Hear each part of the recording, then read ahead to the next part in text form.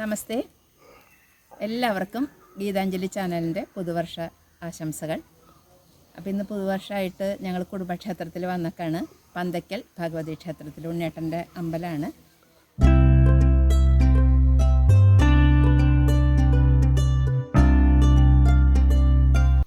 ഈ മരം നിങ്ങൾ കണ്ടോ?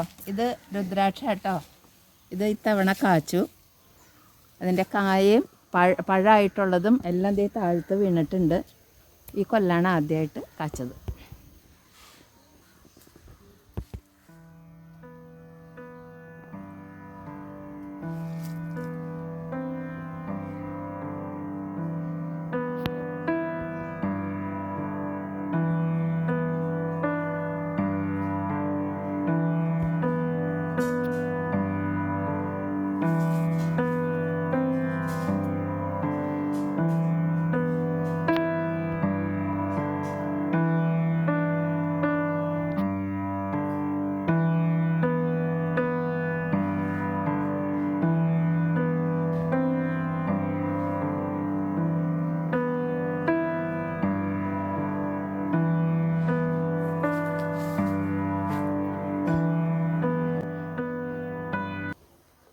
ഇതിൻ്റെ പഴത്തോടുകൂടിയുള്ള കായാണിത്.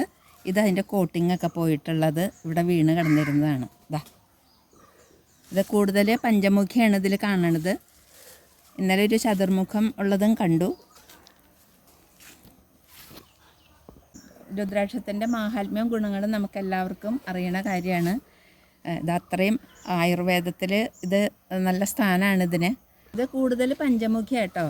അപ്പോൾ അത് മഹാദേവന് പ്രിയപ്പെട്ട രുദ്രാക്ഷാണെന്നാണ് പറയണത്. ഇത്രയും ഇന്നിപ്പോൾ കുറച്ച് കിട്ടി ഇവിടെ വന്നപ്പോൾ. ഈ പഴം ഇതിൻ്റെ കോട്ടിങ്ങൊക്കെ കളഞ്ഞിട്ട് നന്നായിട്ട് കഴുകി ഉണക്കിയിട്ട് എണ്ണയിലിട്ടിട്ട് വേണം. എണ്ണയിലിട്ടാൽ ഇത് നന്നായിട്ട് മുറുകുള്ളൂ. എന്നിട്ടാണ് മാല കോർത്ത് കഴുത്തിലിടുന്നത്. നമ്മൾ രുദ്രാക്ഷമാല വാങ്ങിക്കുമ്പോൾ അത് ഇത്രയും ഇതൊന്നും ചെയ്യണ്ടാവില്ല. നമ്മൾ ചെയ്യണ പോലെ എണ്ണയിലൊക്കെ ഇട്ടിട്ടാണോ വരണേന്ന് അറിയില്ല. ഇതിൻ്റെ ഞെട്ടിയുടെ ഭാഗത്ത് തുളച്ചിട്ട് നമ്മൾ മാല കോർത്ത് ഇടണം. ഇതത്രയും ഗുണമാണ് ഇത് ശരീരത്തിലിട്ടാൽ. ഇതിപ്പോൾ മാല കെട്ടുമ്പോൾ ഇത്ര എണ്ണമെന്ന് വേണമെന്നുണ്ട്. അതൊക്കെ നമുക്ക് എല്ലാവരോടും അറിവുള്ളവരോട് ചോദിച്ചിട്ട് അത് കെട്ടി ഇടാം. ഇത് നട്ടിട്ട് 4-5 വർഷമേ ആയിട്ടുള്ളൂ കേട്ടോ. അത് പെട്ടെന്ന് അറിവയ്ക്കും. ഇതിപ്പോൾ ആദ്യമായിട്ട് ഇവിടെ നോക്കിയപ്പോഴാണ് നിറയെ വീണെടുക്കേണ്ടത്. സാധാരണ ഹിമാലയൻ പ്രദേശത്താണ് രുദ്രാക്ഷം വളരാറ്. ഇപ്പോൾ ഇത് നമ്മുടെ നാട്ടിലും സർവ്വസാധാരണമായിട്ടുണ്ട്. പക്ഷേ ഇതിൻ്റെ വേര് നല്ല സ്ട്രോങ് ആട്ടോ. നല്ല കുറേ വളപ്പുള്ളവർക്ക് ഇത് നടാൻ പറ്റുള്ളൂ. വേര് നല്ല സ്ട്രോങ് അതിൻ്റെ.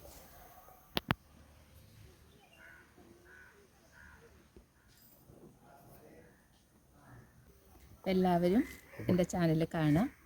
സബ്സ്ക്രൈബ് ചെയ്യാത്തവർ ചെയ്യുക. പിന്നെ ആ ബെല്ലൈക്കണമേയും കൂടി ഒന്ന് അമർത്താം കേട്ടോ. അപ്പോൾ ഞാൻ ഇടുന്ന വീഡിയോ അപ്പം നിങ്ങൾക്ക് കാണാൻ പറ്റും. അപ്പോൾ ബൈ.